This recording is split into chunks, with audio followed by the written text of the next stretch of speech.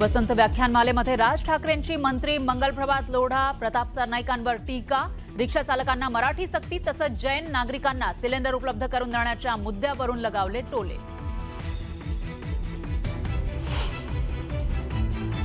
विधान परिषद निवडणूक बिनविरोध, महायुतीनं अधिकचा आणि काँग्रेसनं उमेदवारच न दिल्यानं निवडणूक बिनविरोधच.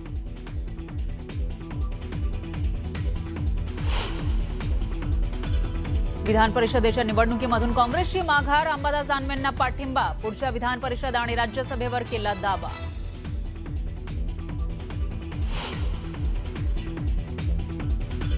सत्तेशिवाय संघटना चालवणं फार कठीण, मजबुरी नाही पण राजकीय परिस्थितीमुळे निर्णय.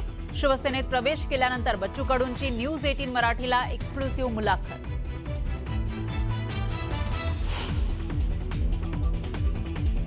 झिशान सिद्दीकींना उमेदवारी मिळाल्यानंतर अमोल मिटकरींची खदखद, माझ्या लढाईचं हेच फळ मिळेल याची तयारी होती, तर दादांसाठी हजारो पदं सोडण्यास तयार. अमोल मिटकरींच्या पोस्टमुळे नाराजीच्या चर्चांना उधाण.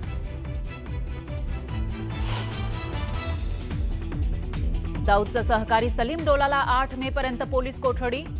एनडीपीएस कोर्टानं सुनावली पोलीस कोठडी. 2023च्या ड्रग्ज प्रकरणामध्ये सलीम डोला वॉन्टेड.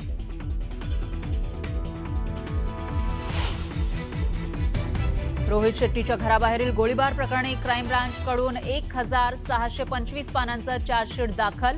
आतापर्यंत 15 आरोपींना अटक तर 2 आरोपी फरार असल्याची माहिती. गोकुळ दूध संघावर प्रशासक येण्याची शक्यता, विद्यमान संचालक मंडळाला मुदतवाढ देण्यास कोल्हापूर जिल्हा सर्किट बेंचकडून नकार. 4 मे रोजी संपणार गोकुळच्या संचालक मंडळाची मुदत.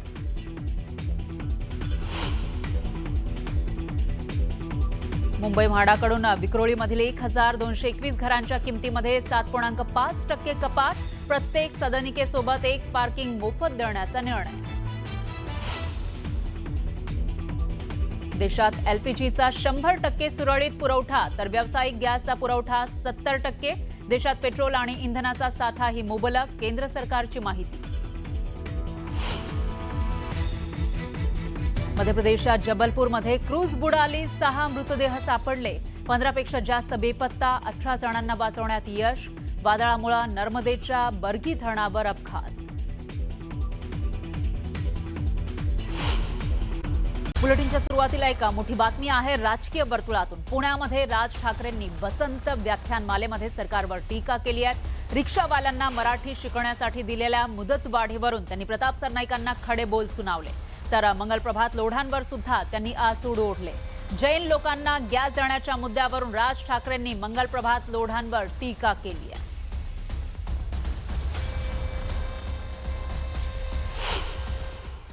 की कोणतीही सद्य परिस्थिती ही तुम्हाला राजकारण सोडून बोलता येत नाही.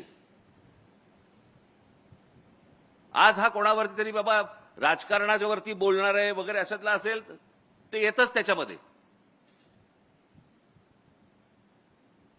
परंतु हे सगळं वाटोळं जे झालेलं आहे, या सगळ्या वाटोळ्याला कारणीभूत फक्त महाराष्ट्रातले राजकारणी आहेत, दुसरं कोणी नाही.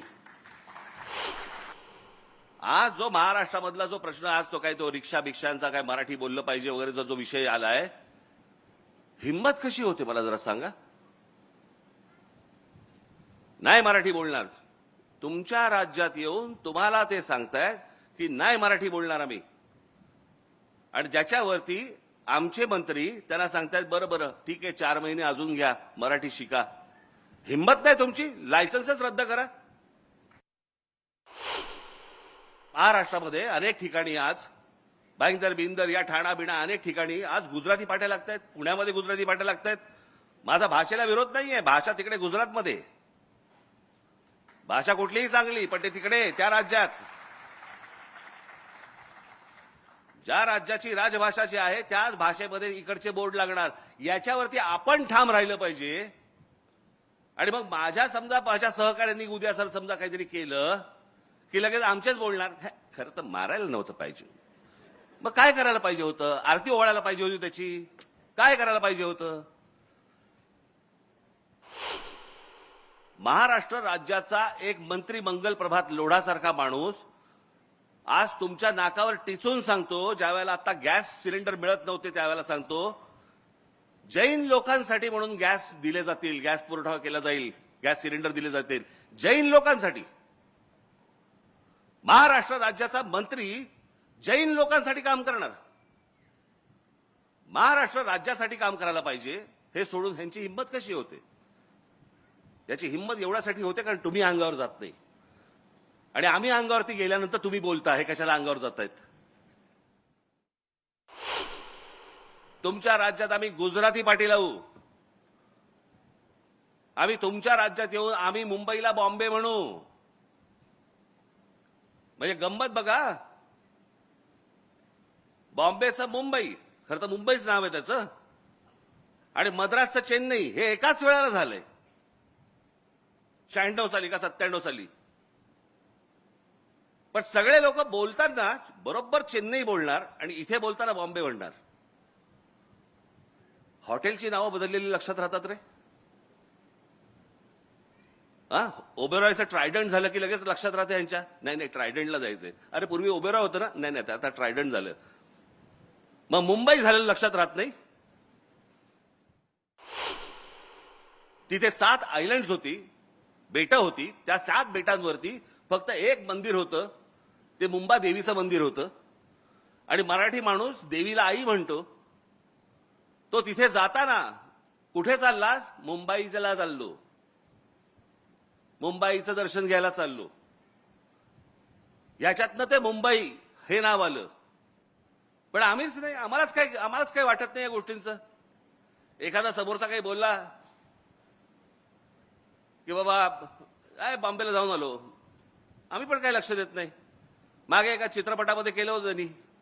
चित्रपटामध्ये बॉम्बे बॉम्बे बॉम्बे उल्लेख होता. मला कळलं. म्हटलं जर नाही काढलं तर बांबू बांबू बांबू एवढंच फक्त लक्षात ठेव. दरम्यान महाराष्ट्रामध्ये 2024 मध्ये पार पडलेल्या लोकसभा आणि विधानसभा निवडणुकीमध्ये पवार कुटुंबामधीलच 2 सदस्य एकमेकांच्या विरोधात लढले होते. लोकसभेची निवडणूक जास्त चुरशीची ठरली होती, पण आता यापुढे पवार विरुद्ध पवार निवडणूक होऊ देणार नसल्याचं वक्तव्य सुप्रिया सुळेंनी केलंय. सुप्रिया सुळेंच्या वक्तव्यानंतर उपमुख्यमंत्री सुनेत्रा पवार यांनी सुप्रिया सुळेंच्या या वक्तव्याचं स्वागत केलेलं आहे आणि त्याला दुजोराही दिलाय. याही इलेक्शनला खूपसा इतिहास आहे जो सांगणं आज मला गरजेचं वाटत नाही. मागच्या वेळीस ही माझी तयारी इच्छा बिलकुल नव्हती आणि इथून पुढेही नसणार आहे. आणि मी पवारांच्या कुटुंबातल्या बाई आबांच्या कुठल्याही कुटुंबातल्या, मी पवार का म्हणते, नाही तर दुसरे कुठले तरी बाहेरचे पवार आणून म्हणतील आणि म्हणतील लढू नका. ही लोकशाही आहे, प्रत्येकाला अधिकार आहे. पण बाई आबांच्या कुठल्याही घरातल्या व्यक्तीच्या विरोधात सुप्रिया सुळे इलेक्शन लढणार नाही. दुसरा मतदारसंघ बघीन. आपल्याला माहिती असेल तर मी नेहमीच जसे मी राजकारणामध्ये आले तेव्हापासून मी सांगत आलेली आहे की कुटुंब आमचं नेहमीच वेगळं असणार आहे आणि राजकारण वेगळं असणार आहे. त्यामुळे सुप्रियाताईंनी अतिशय चांगली गोष्ट सांगितलेली आहे. त्यामुळे त्यांनी आता निश्चय केला की पवार विरुद्ध पवार निवडणूक होऊच देणार नाही आणि मी पण स्वतः पवारांच्या विरुद्ध लढणार नाही कोणत्या. आणि त्यांचं वक्तव्य अतिशय चांगलं आहे आणि आम्हा सगळ्या कुटुंबाची सुद्धा तीच इच्छा आहे.